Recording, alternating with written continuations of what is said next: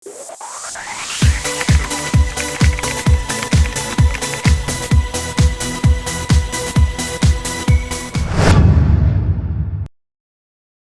Ki? Opoki, Apa Ki? obrolan pojok klinik. Assalamualaikum warahmatullahi wabarakatuh. Selamat pagi, salam sejahtera untuk kita semua, Om Swastiastu, Namo Buddhaya, salam kebajikan. Selamat datang di Opoki, obrolan pojok klinik episode yang kedua. Persembahan dari Kanal Pengetahuan Menara Ilmu Fakultas Kedokteran Hewan Universitas Gadjah Mada. Pada hari ini, topik yang akan kita bahas adalah kenali dan lawan antimicrobial resistance. Apa sih antimicrobial resistance? Kenapa sih penting bagi kita untuk mengenali dan juga melawannya? Mari simak bersama. Untuk membahas topik kita pada hari ini, Opoki mendatangkan 3 narasumber yang sangat istimewa. Yang pertama adalah Dr. Hewan Bonifacius Suliteruli. Beliau merupakan dokter hewan yang sudah aktif di bidang praktisi hewan kesayangan sejak tahun 99 hingga saat ini. Kemudian, Opoki juga menghadirkan Dr. Hewan Gunawan Budi Utomo. Beliau memulai karirnya di PT Wonokoyo Jaya Corporation, kemudian di Java Confit Indonesia, lalu dilanjutkan dengan Dinas Peternakan, dan dari 2009 hingga saat ini, beliau aktif di FAO Ektat Indonesia. Kemudian, Opoki juga menghadirkan Dr. Hewan Andi Wijanarko. Beliau merupakan dokter hewan yang aktif di PT Pimaimas Citra, dan juga di organisasi ASOHI dan PBPDHI. Mari kita sambut bersama 3 tamu istimewa kita pada hari ini untuk membahas kenali dan lawan antimicrobial resistance.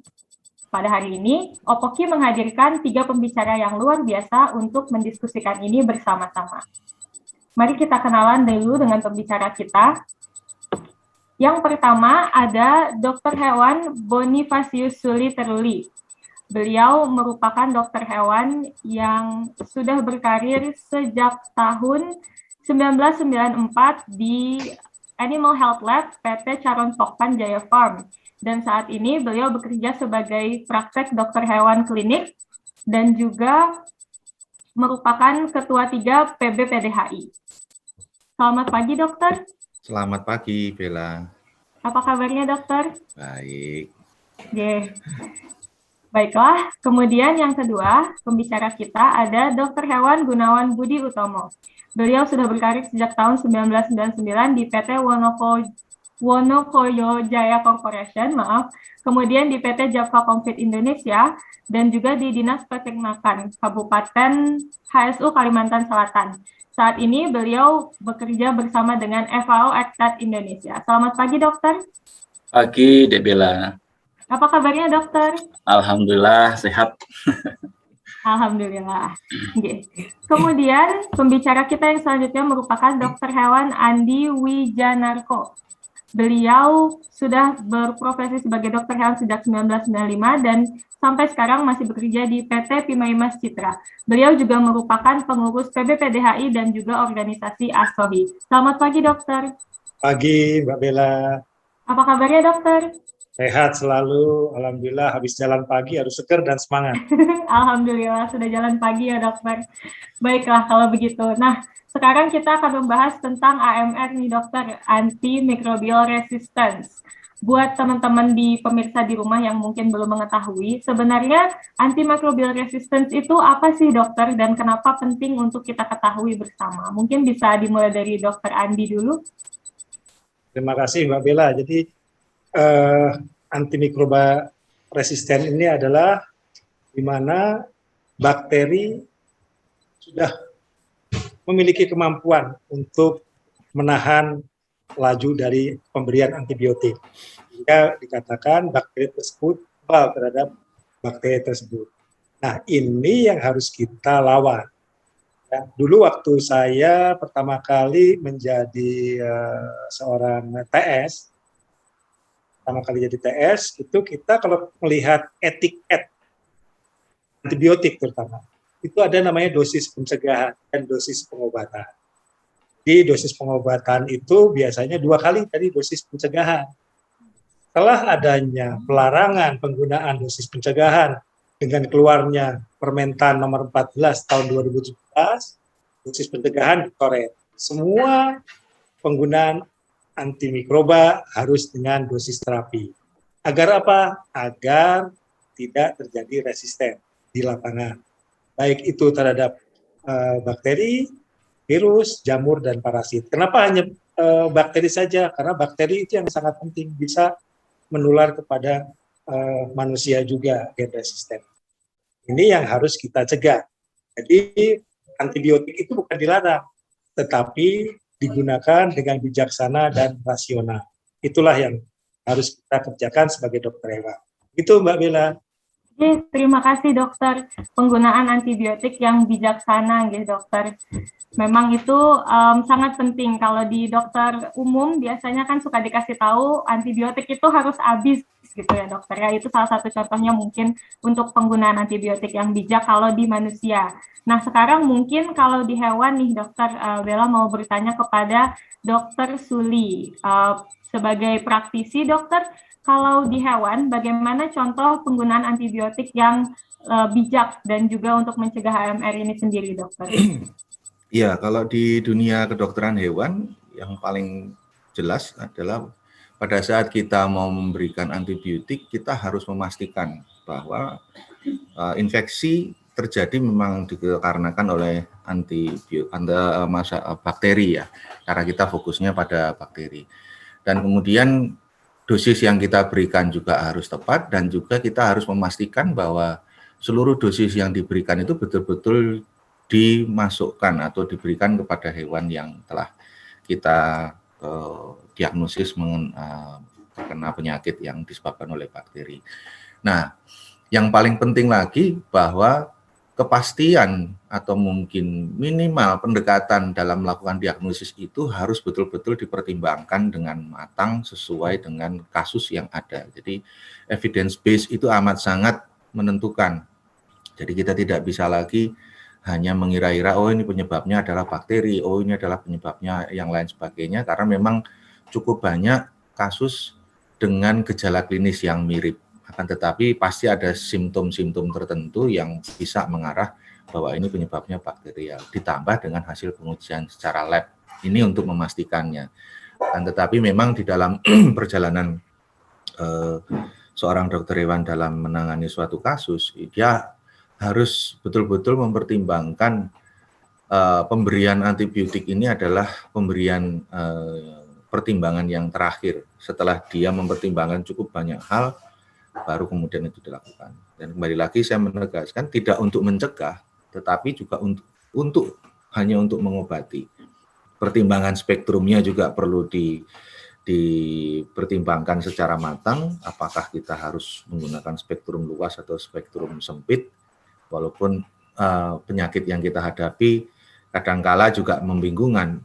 Nah, pada saat kita bingung itu jangan kemudian kita coba-coba, tapi kita harus memastikan. Begitu Mbak Bella. Oke, terima kasih dokter. Masih melanjutkan dari topik yang sama dokter. Kan kalau di praktek dokter hewan, terutamanya di klinik itu tidak selalu ada laboratorium mikrobiologinya ya dokter. Jadi tidak selalu kita itu bisa benar-benar tahu ini infeksi dari bakteri apa gitu dokter, kebanyakan.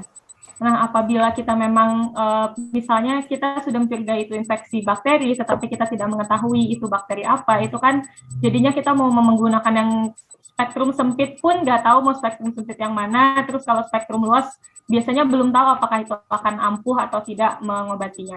Kira-kira untuk kita bisa tetap membuat pengobatan itu efektif, tetapi juga tetap dengan penggunaan antibiotik yang bijak, itu langkah apa saja yang bisa diambil sebagai dokter hewan, dok?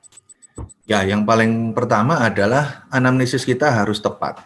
Jadi kita dalam melakukan suatu anamnesa itu tidak hanya sekedar mencari informasi pada saat kita melihat hewan tersebut, kita juga harus mencari informasi jauh dari di belakang dari situasi yang ada pada saat itu. Terutama bagi hewan-hewan yang sudah dipelihara cukup lama oleh pemilik, ini akan sangat memudahkan karena kita harus tahu riwayat pemeliharaan. Dari riwayat pemeliharaan kita sudah bisa memperkirakan sebenarnya penyebabnya adalah ini dan ini dan ini, karena kan kita juga sudah tahu. Itu langkah-langkah awalnya. Tapi apabila kita menghadapi hewan-hewan yang kebanyakan saat ini yang datang ke dokter praktek itu adalah stray animals ya, kebanyakan saat ini. Itu memang menjadi satu kesulitan tersendiri. Namun kita kan cukup banyak tools yang bisa kita lakukan, memastikan dari gejala klinisnya, apakah ini tipikal penyakit bakterial, apakah ini penyakit viral misalnya, kemudian dari lesi-lesi yang ada, yang muncul, dan juga termasuk gejala klinis yang betul-betul ada yang menunjukkan gejala ke arah penyakit yang mana. Nah, itu minimal yang bisa kita lakukan, sembari kita juga melakukan pengujian terhadap darah, kan bisa juga kita lakukan mungkin kepada lab-lab yang lain. Karena kalau untuk kita lari ke ke pengujian sensitivitas itu memang membutuhkan waktu yang cukup lama. Berbeda kalau di dunia pemeliharaan hewan populatif seperti di farm, biasanya itu mereka juga melakukan pengujian, walaupun di lapangan itu tetap harus diambil satu keputusan. Nah, pada saat mengambil keputusan ini itu pertimbangan-pertimbangan itu yang harus kita lakukan. Jadi kembali lagi, kompetensi atau mungkin pengetahuan seorang dokter di dalam mengorek informasi, kemudian apakah sudah dilakukan pengobatan sebelumnya oleh dokter yang lain. Karena walaupun kita sudah tahu bahwa ini adalah penyebabnya bakteri, kita juga harus tahu riwayat pengobatan sebelumnya juga. Kalau kita tidak awas terhadap hal ini, kita memberikan obat tidak tepat, akhirnya yang terjadi malah memperparah. Bahkan kadangkala, walaupun kelihatannya seperti ada infeksi, kita juga bisa tidak memberikan antibiotik. Kita bisa memberikan yang lainnya. Nah, ini perlu kejelian ya kalau menurut saya. Jadi tidak hanya sekedar hewan datang panas kemudian langsung kita obati untuk ini atau mungkin kita beri yang lainnya. Yang paling penting adalah bahwa kasus yang kita hadapi ini perlu atau tidaknya dia diberi antibiotik itu amat sangat tergantung dari kejelian seorang dokter di dalam melakukan anamnesis, kemudian dia melakukan pemeriksaan, kemudian sampai dia menetapkan diagnosis dan prognosisnya. Jadi ini memang perlu step-step dan juga pengalaman ya dari berbagai macam kasus yang dihadapi. Mungkin begitu, Devila. Baik, terima kasih banyak dokter, jawabannya super sekali. Tadi dokter sudah menyebutkan nih soal peternakan dokter, jadi sekarang Bella mau tanya ke dokter hewan Gunawan dari Dinas Peternakan dan juga FAO, luar biasa sekali.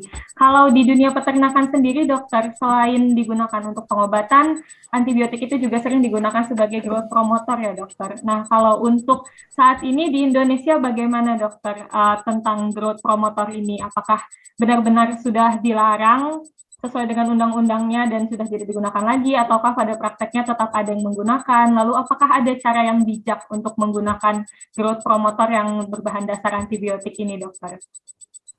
Ya, terima kasih Mbak Bella atas pertanyaannya. Mungkin saya koreksi sedikit, saya sudah pensiun dari dinas, jadi sekarang saya full di FAO. Biasa, dokter. Sejak tahun 2009 ya, jadi dinas sudah saya tinggalkan. Terkait pertanyaannya, ya memang kita peternak ya sudah terbiasa menggunakan AGP atau antibiotik untuk growth promoter ini sudah cukup lama, dan memang alasan saat itu peternak merasa bahwa dengan penggunaan antibiotik mampu meningkatkan produktivitas hingga bisa menekan kematian atau menekan produksi. Namun di sisi yang lain mungkin waktu itu belum disadari bahwa ternyata penggunaan antibiotik dalam dosis tertentu yang dilakukan untuk pertumbuhan, pemacu pertumbuhan itu bisa memicu terjadinya resistensi antimikroba. Oleh karena itu, ini tidak hanya Indonesia, ada banyak negara yang sudah melakukan pelarangan penggunaan antimikroba untuk AGP ini karena memang dampak terjadinya AMR cukup tinggi, sehingga di Indonesia sejak tahun 2020 ya 2018 sudah tidak boleh lagi dilakukan penggunaan antimikrobal untuk growth promoter ini. Jadi sekarang pemerintah lebih menekankan pentingnya kegiatan seperti peningkatan biosecurity, jadi lebih bagus mencegah daripada terjadi penyakit. Jadi peternak-peternak diharapkan sudah mulai melakukan pertahanan. Kalau dari FAO sendiri kita memperkenalkan istilah biosecurity 3 zona. Biosecurity 3 zona ini kita memberikan suatu tahapan bahwa ketika seorang atau barang atau siapapun yang memasuki peternakan itu harus benar-benar melalui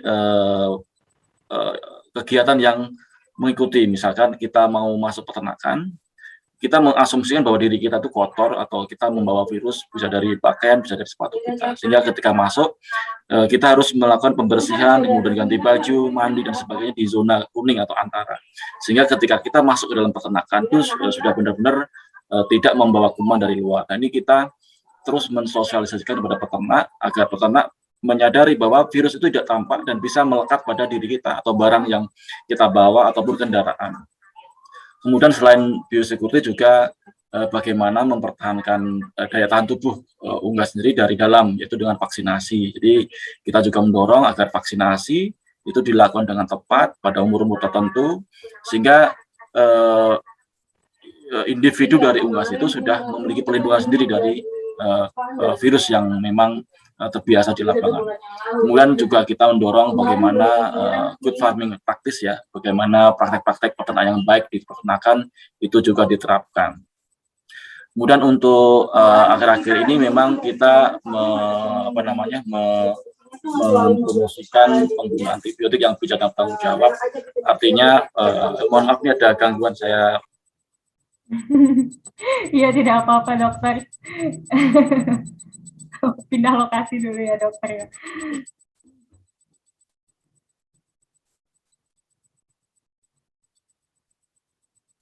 Ya, kemudian untuk antibiotik sendiri memang kita juga mempromosikan bagaimana antibiotik ini tidak menjadi upaya untuk mencegah. Jadi antibiotik hanya digunakan untuk mengobati, untuk terapi. Sehingga pencegahan harus dilakukan seperti tadi biosecurity, vaksinasi, good practice, kemudian juga upaya-upaya lain yang bisa dilakukan. Nah, untuk AGP sendiri sebenarnya ada beberapa upaya yang sudah dimulai diterapkan, salah satunya dengan menggunakan probiotik, prebiotik, atau acidifier, ya, atau mungkin asam-asam yang lainnya yang memang dia memiliki fungsi meningkatkan produktivitas. Jadi juga bisa digunakan di peternakan. Jadi intinya bahwa AGP memang sudah terbukti mampu menimbulkan AMR atau resisten antibiotika, sehingga lebih baik mencegah daripada mengobati. Mungkin itu dari saya sementara, Mbak Bella. Terima kasih. Terima kasih banyak dokter atas jawabannya, luar biasa sekali langkah-langkah yang sudah dilakukan oleh FAO dan juga kampanye tentang pentingnya biosecurity dan pencegahan itu sendiri ya dokter, dengan cara yang selain dengan antibiotik untuk menjaga efektivitas antibiotik untuk pengobatan, luar biasa sekali. Nah, untuk dari dokter hewan Andi, dokter kan dokter sendiri berkecimpung di Asosiasi Obat Hewan Indonesia, PDHI, dan juga PT Timaimas Citra, luar biasa sekali. Nah, untuk dari tren penggunaan antibiotik atau tren penggunaan obat hewan ini sendiri, sejak diangkatnya isu AMR oleh WHO dan juga FAO di tahun sekitar 1 dekade yang lalu mulai pertama kali diangkatnya oleh WHO ya dokter.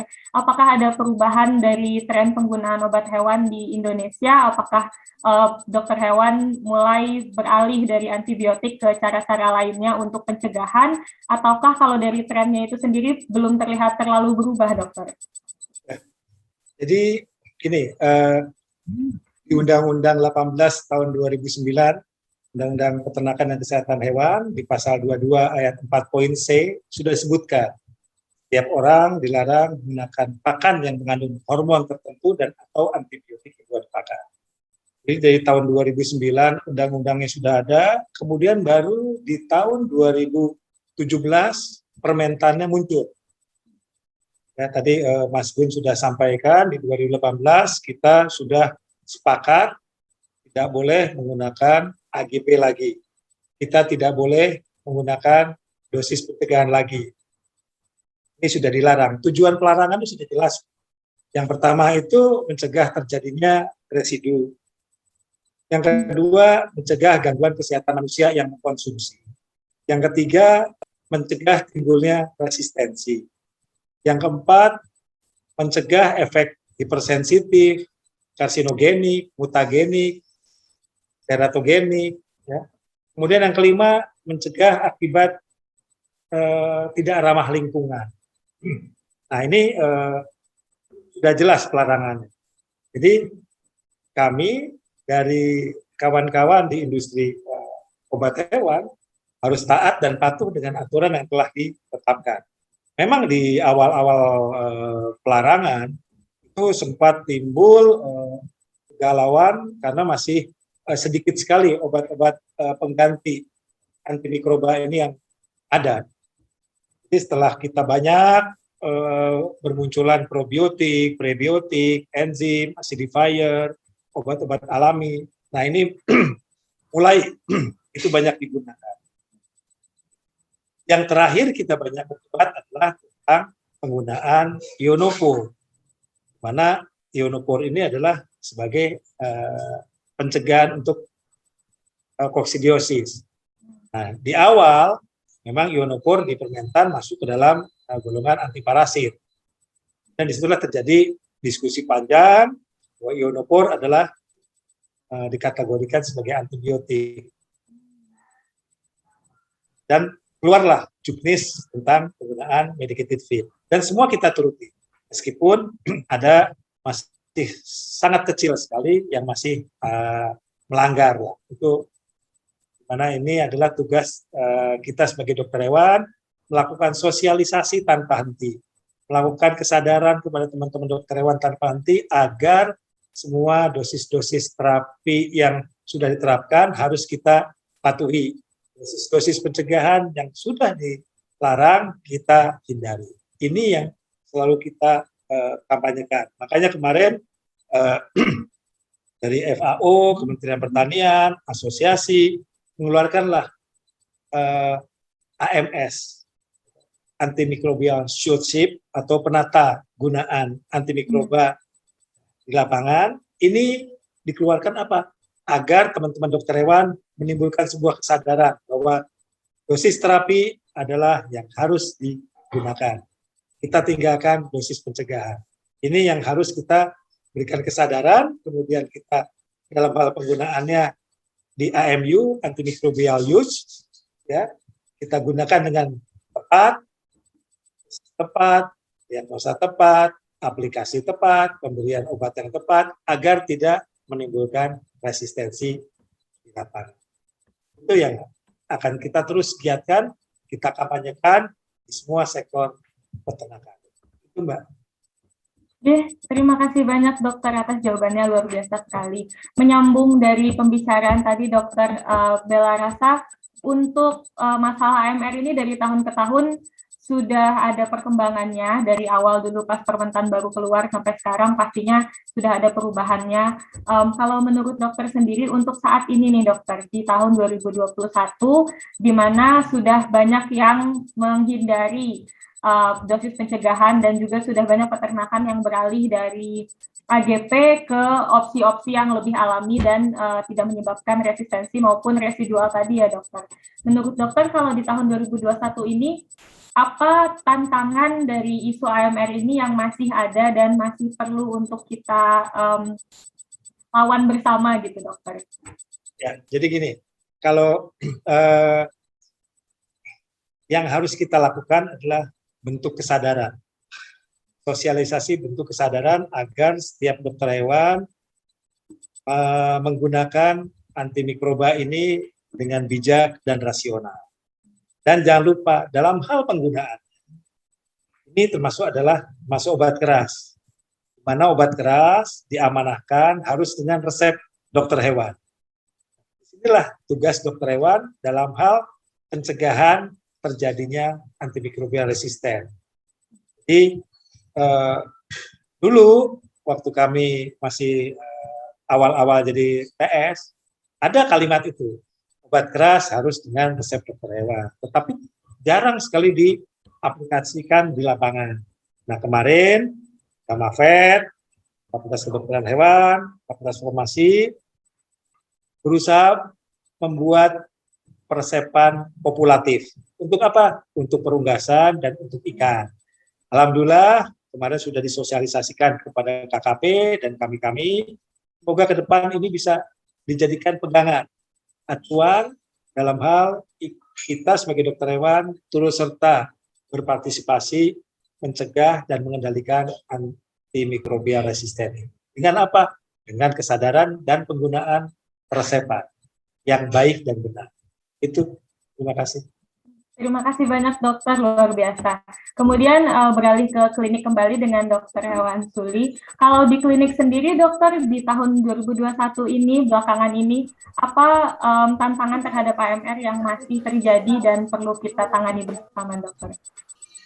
Ya, ini juga berkaitan dengan pertanyaan ke Dokter Andi juga tadi, Mbak Bella. Jadi tantangan kita yang paling berat sekarang ini adalah kesadaran dari masyarakat sendiri, karena akses masyarakat terhadap antimikroba ini terutama melalui bidang kita, yaitu kesehatan hewan, ini masih sangat terbuka, karena antimikroba itu bisa diperoleh tidak hanya melalui apotek saja, akan tetapi juga melalui beberapa titik-titik yang lainnya, dan itu sayangnya aturan kita masih belum secara firm mau merubah itu, karena melihat masih cukup banyak kelemahan dan kekurangan dari aturan yang sudah ada. Walaupun sudah kita usahakan bisa diusahakan melalui peraturan yang terakhir-terakhir ini. Namun pokok permasalahannya justru bagaimana masyarakat bisa memperoleh antimikroba itu tanpa dengan resep dokter. Itu yang masih menjadi persoalan kita.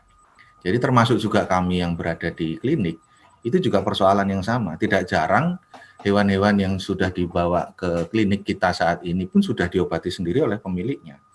Karena memang di dalam Undang-Undang 18 tahun 2009 itu juga telah disebutkan, kalau saya tidak salah pasal 47, bahwa pengobatan hewan itu menjadi tanggung jawab pemilik hewan.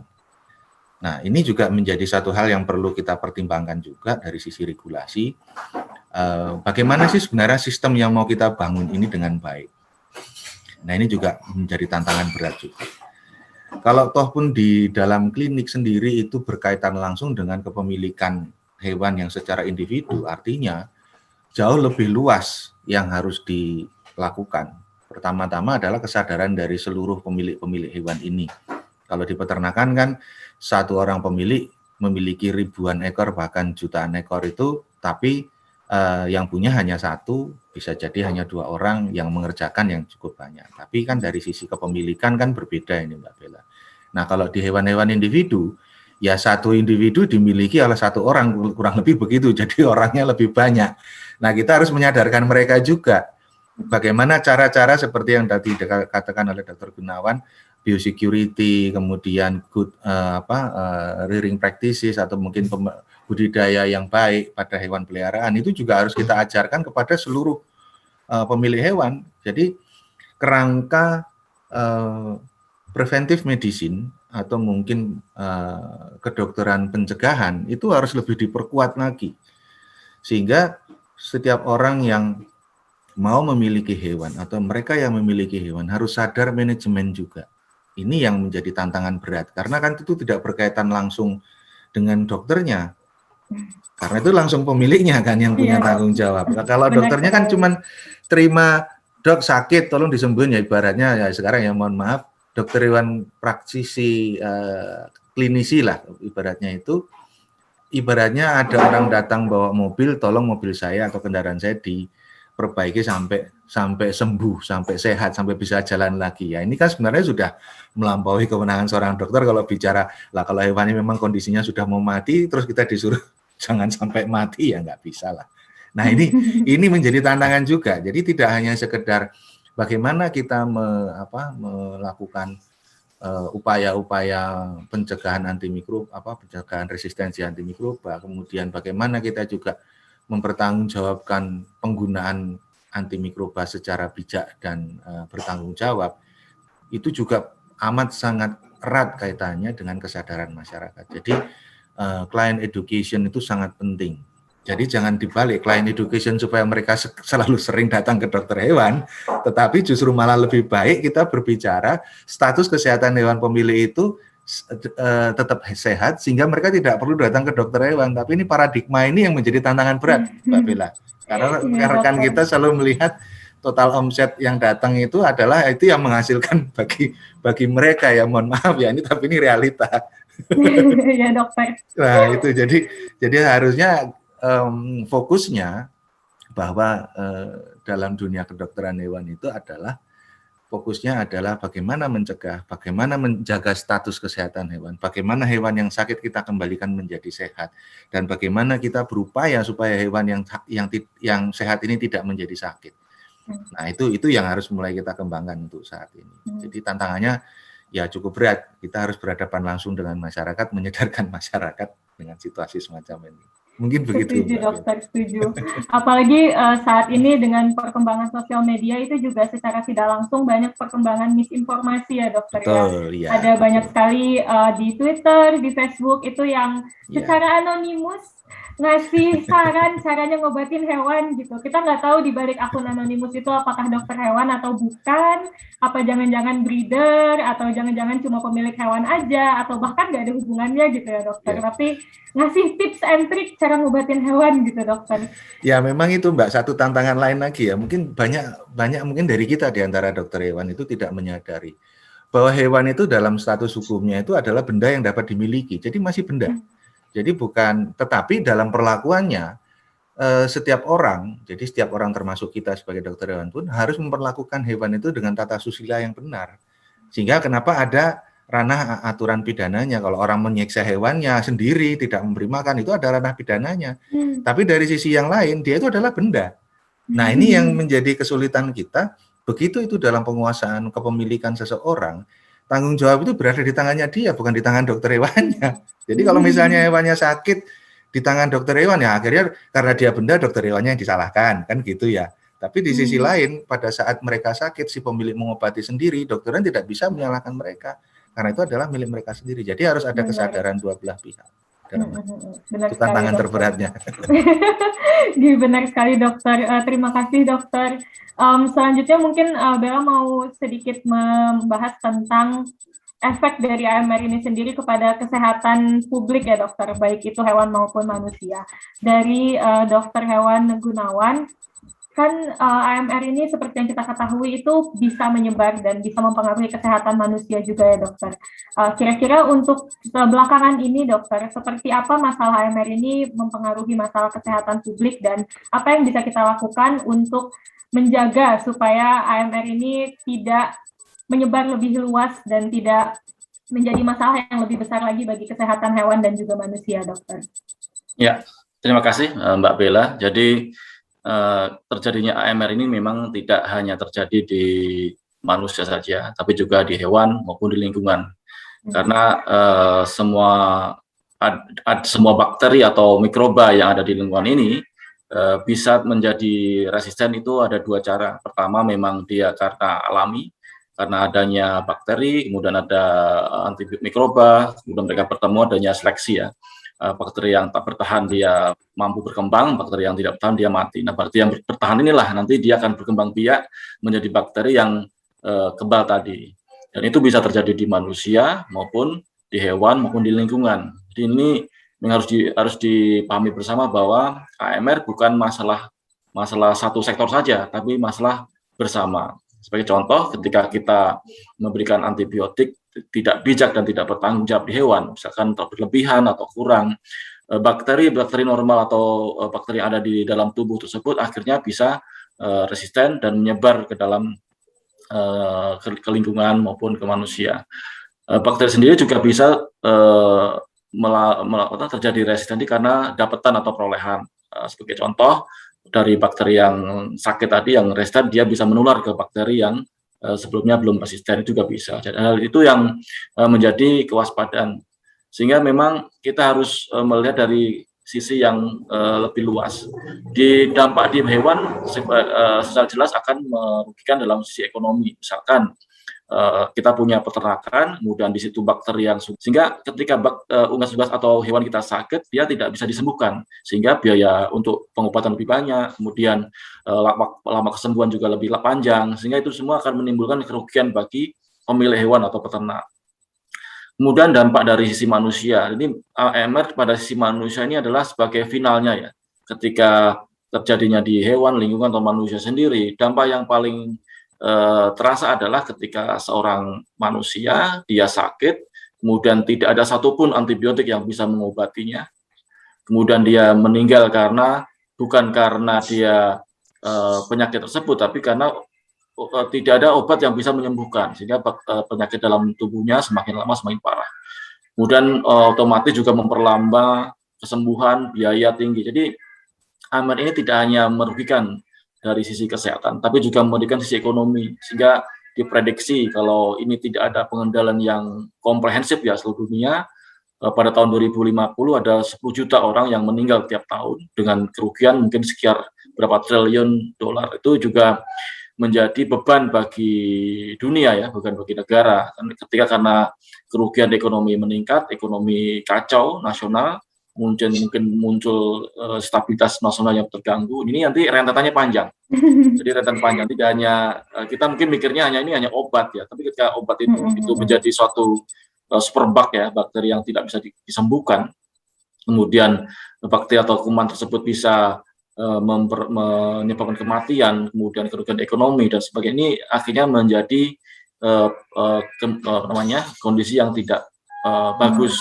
Dan bahkan saat ini sudah di banyak ya istilah menamakan silent pandemi. Silent pandemi itu adalah pandemi seperti COVID ini, tapi dia tidak nampak. Kalau COVID jelas ya, ketika ada wabah orang sakit meninggal itu sangat jelas sekali.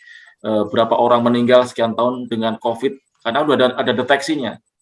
Tapi AMR ini akan berbeda. Jadi bakteri yang sudah superbug tadi sudah menyebar kemana-mana, tapi kita tidak bisa mendeteksi korbannya. Yang kita ketahui ketika di rumah sakit ada orang sakit diare, tapi tidak sembuh-sembuh, akhirnya kondisi drop, akhirnya meninggal. Atau dia punya penyakit bakteri yang lain, misalkan dari E. coli misalkan seperti itu. Itu kondisinya seperti itu. Jadi silent pandemi ini akan semakin lebih besar atau lebih bahaya dari COVID sendiri karena tidak tampak, tidak teridentifikasi dalam korbannya. Tapi kalau COVID jelas ada gejala batuk, kemudian ada tes positif, kemudian ada itu kita bisa diukur. Nah, AMR ini berbeda. Orang bisa tertular bakteri resisten, tapi kita tidak tahu bagaimana realnya. Dia hanya sudah diketahui ketika kondisi sudah melanjut, artinya sudah sakit, sudah tidak disembuhkan, akhirnya mereka mengalami namanya multi-drug resisten. Jadi satu orang itu di dalam tubuhnya sudah banyak bakteri yang resisten dari bermacam-macam antimikroba. Dia kebal dengan antiquinolone, dia kebal dengan golongan yang lain. Sehingga ya udah tinggal nunggu ajal aja seperti itu. Jadi ini dampak yang paling mengkhawatirkan dari AMR ini. Itu Mbak Bella. Iya, jauh sekali ya dokter, dampaknya menyeramkan juga silent pandemi dan prediksi 2050 yang sangat-sangat menyeramkan lah. Nauzubillah min dzalik. Semoga kita bisa mencegah itu sebelum terjadi, sebelum memburuk gitu ya dokter. Untuk dari masalah AMR ini dan bagaimana dampaknya ke kesehatan publik dokter, sekiranya kan saat ini juga sangat banyak yang membicarakan tentang konsep One Health, tentang konsep satu kesehatan. Bagaimana One Health ini bisa membantu untuk mencegah dampak AMR terhadap kesehatan publik, dokter? Ya, terima kasih Mbak Bella. Ya, ini pertanyaan yang sangat bagus sekali karena memang saat ini kita semua sedang mendorong bagaimana One Health ini bisa berjalan. Karena seperti yang saya sampaikan di depan, AMR tidak bisa dikendalikan sendiri, harus bersama-sama. Sehingga memang kita saat ini mulai mendorong ya bagaimana sektor kesehatan manusia di Kemenkes, kemudian dari BPOM, kemudian dari asosiasi yang lainnya, kemudian dari sektor kesehatan manusia, hewan, ada Kementan, kemudian dari KKP, dari asosiasi PDHI, ASOHI, juga lingkungan ini juga terus kita dorong. Memang saat ini belum mencapai kata yang maksimal ya, masih dalam perjuangan. Karena ya itu tidak mudah, karena dalam lintas sektor ini kita terbentur adanya birokrasi, kemudian masalah pendanaan, kemudian masalah mekanisme dan sebagainya, itu menjadi tantangan. Tapi memang kita cukup bersyukur saat ini di tataran tinggi kita sudah ada Inpres 4 2019 ya, di mana di situ sudah diatur bagaimana koordinasi lintas kementerian untuk pengendalian AMR.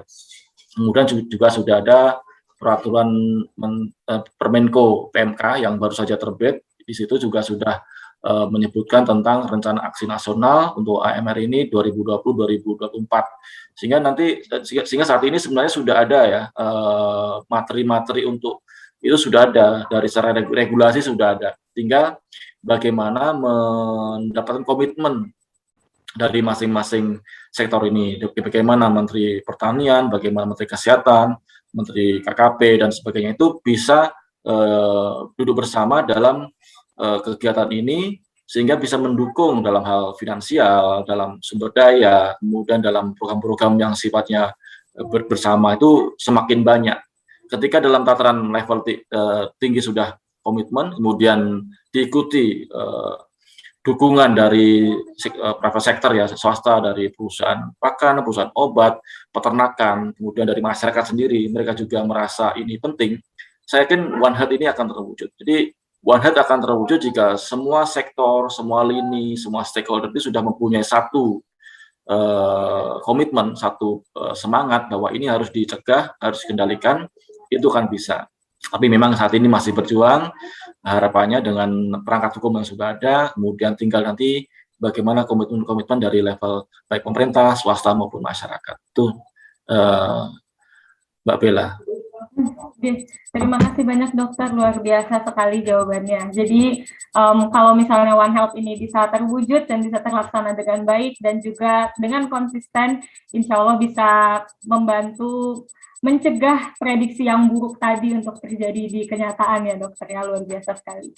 Baiklah dokter, tidak terasa hampir 1 jam sudah berlalu dokter, dan sebentar lagi kita harus menyudahi episode Opoki yang kali ini. Tetapi sebelum itu kita akan bahas dulu closing statement dari masing-masing pembicara kita yang luar biasa pada pagi hari ini.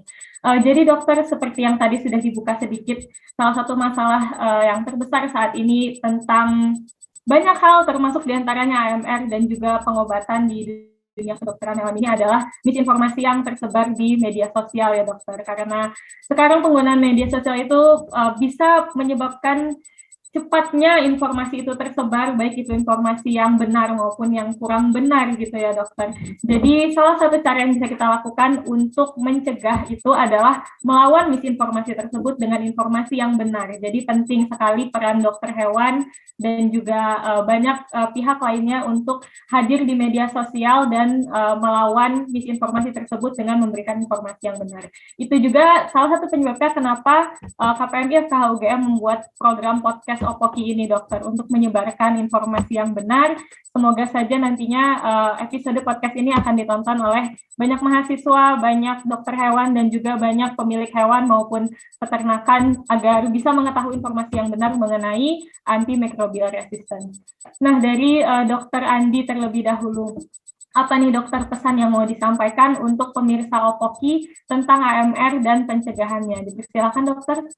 Ya, jadi pesan dari saya kepada kawan-kawan dokter hewan dimanapun berada, satu, untuk penugasan, kita harus gunakan obat yang terregistrasi, karena obat yang terregistrasi itu sudah terjamin khasiat, mutu, dan keamanannya.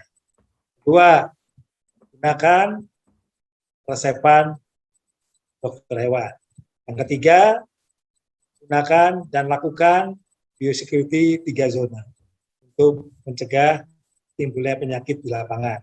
Yang keempat, lakukanlah good farming practice di lapangan. Yang kelima, tetap semangat agar kita semua teman-teman dokter hewan di lapangan mampu mengendalikan terjadinya resistensi antimikroba. Terima kasih. Baiklah, luar biasa sekali. Terima kasih banyak Dokter Andi. Kemudian selanjutnya dari Dokter Suli, mungkin ada pesan-pesan yang mau disampaikan, Dokter? Ya, saya hanya menambahkan saja, Mbak Bella, ya bahwa kesehatan itu adalah milik semuanya, bahwa kesehatan itu juga tidak hanya milik seseorang saja atau milik seekor hewan, tetapi kesehatan itu adalah bagi kehidupan kita bersama. Sehingga dalam situasi yang seperti ini kita perlu mendukung satu sama lainnya untuk mencegah terjadinya atau meningkatnya resistensi antimikroba ini, dan juga kita selalu mengingat bahwa One Health itu juga akan merujuk kepada One Welfare, kesejahteraan manusia, hewan, dan lingkungan, dan juga demi keberlangsungan kehidupan ini. Jadi mari kita bersama-sama untuk melakukan suatu gerakan bersama, kesadaran bersama untuk memperhatikan apa yang ada di sekitar kita sehingga kita mampu mengendalikan resistensi antimikroba ini. Demikian Mbak Bella. Baik, terima kasih banyak Dokter Suli, luar biasa sekali. Selanjutnya dari Dokter Gunawan, dipersilakan Dokter. Baik, terima kasih.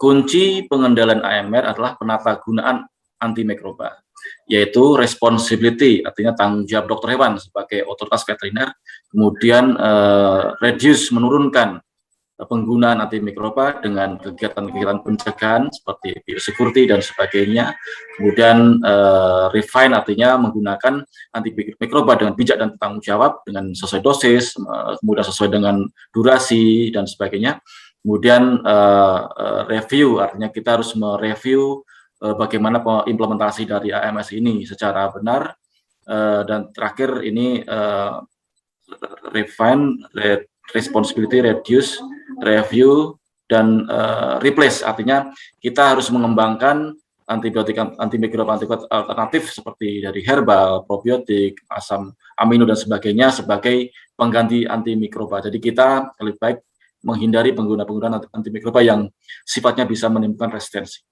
Jadi kita, pesan saya adalah 5R ya, tadi responsibility, reduce, refine, kemudian replace, dan review. Itu dari saya. Terima kasih. Baik, luar biasa. Terima kasih banyak dokter. Baiklah, pemirsa Opoki sekalian, itu tadi Opoki episode 2 tentang kenali dan lawan antimicrobial resistance bersama Dr. Hewan Andi, Dr. Hewan Suli, dan juga Dr. Hewan Gunawan. Terima kasih banyak kepada dokter untuk kehadirannya pada pagi hari ini dan kesediaannya untuk mendiskusikan isu ini bersama-sama. Semoga episode Opoki kali ini bermanfaat untuk pemirsa sekalian, menambah pengetahuan, dan juga meningkatkan awareness tentang antimicrobial resistance supaya bisa kita lawan bersama dan supaya bisa kita cegah dampak-dampak buruk yang belum terjadi ya dokter. Baiklah, saya Bella Citra Asida sebagai host Opoki. Terima kasih pemirsa atas perhatiannya. Mohon maaf apabila ada kesalahan dan mari kita sama-sama lawan antimicrobial resistance dengan penggunaan antibiotik yang bijak di hewan dan juga di manusia dan juga dengan kolaborasi One Health. Ini dia tadi obrolan pojok klinik episode kedua. Wassalamualaikum warahmatullahi wabarakatuh. Selamat siang, sampai bertemu di Opoki yang selanjutnya.